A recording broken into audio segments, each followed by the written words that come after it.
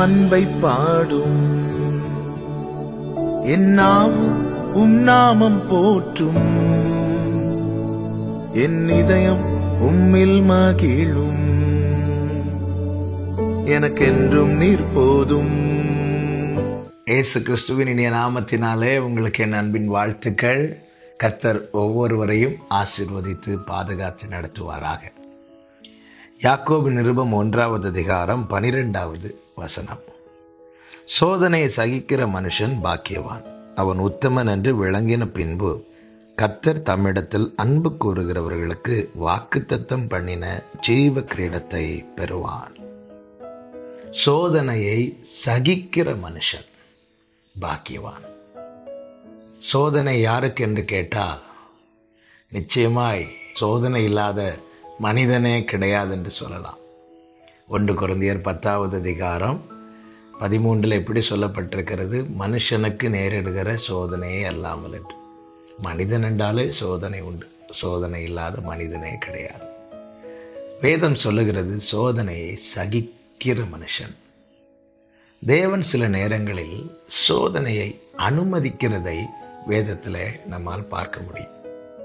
யோபுவின் வாழ்க்கையில் தேவன் அனுமதித்த பிற்பாடே சாத்தானால் யோபுவை சோதிக்க முடிந்தது. சோதனையை தேவன் நம்முடைய வாழ்க்கையிலே அனுமதிக்கிறார் என்றால் நிச்சயமாக அது நம்மை அழிப்பதற்காக அல்ல, நம்முடைய பின்னாட்களில் நமக்கு நன்மை செய்வதற்காக என்று உபாகமம் 8:15 அழகாய் சொல்லப்பட்டிருக்கிறது.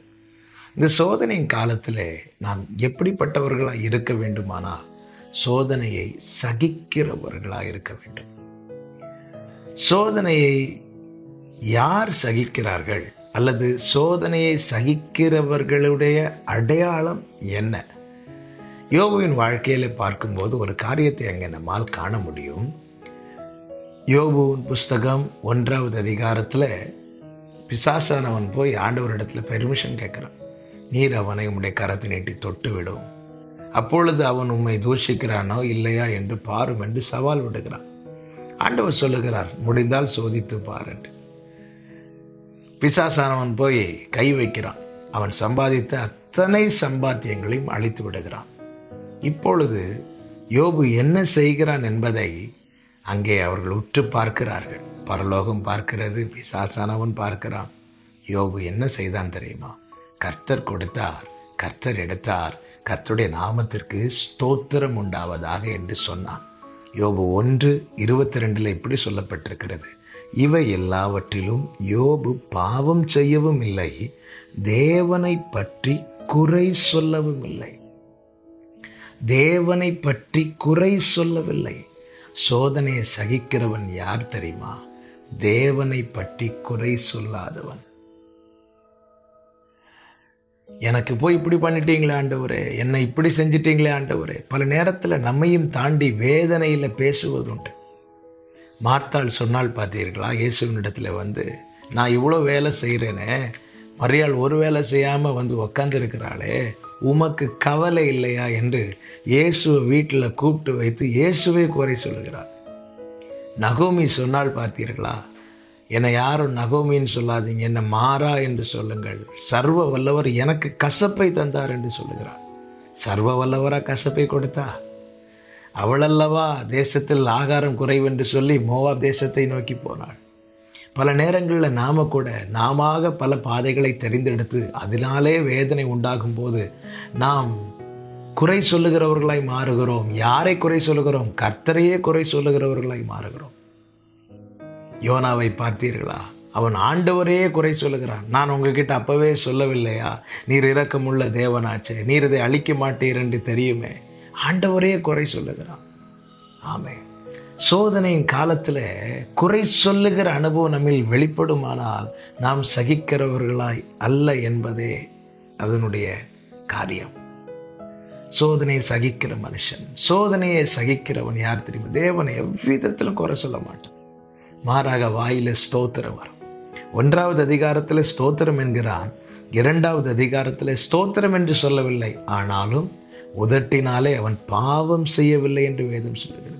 சில சூழ்நிலைகளில் நம்மால் ஸ்தோத்திரம் கூட சொல்ல முடியாமல் இருக்கலாம், ஆனாலும் குறை சொல்லி விடாதீர்கள். எல்லாவற்றிலையும் ஸ்தோத்திரம் செலுத்துங்கள்.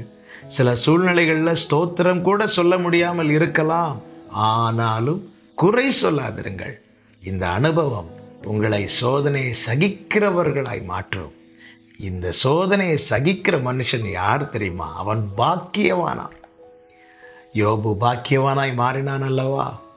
பிற்பாடு அவனுக்கு எல்லாமே இரண்டத்தனையாய் கர்த்தர் கொடுத்து கர்த்தர் அவனை ஆசீர்வதித்து மேன்மைப்படுத்தினார். பார்த்தீர்களா? சோதனையை சகிக்கிறவர்களாய் எவ்விதத்திலும் என் தேவனை நான் குறை சொல்லி விடவே கூடாது என்பதில் எப்படி யோபு நிச்சயமாக இருந்தானோ, உறுதியாக இருந்தானோ, அப்படிப்பட்ட உறுதி உள்ளவர்களாக இருப்போமானால் நாம் சோதனையை சகிக்கிறவர்களாக இருப்போம். நாம் பாக்கியவான்களாக இருப்போம். ஒவ்வொருவரும் பாக்கியவான்களாக இருப்பீர்களாக என்று மனதார வாழ்த்துகிறேன். இயேசுவே, நன்றி செலுத்துகிறோம் அப்பா.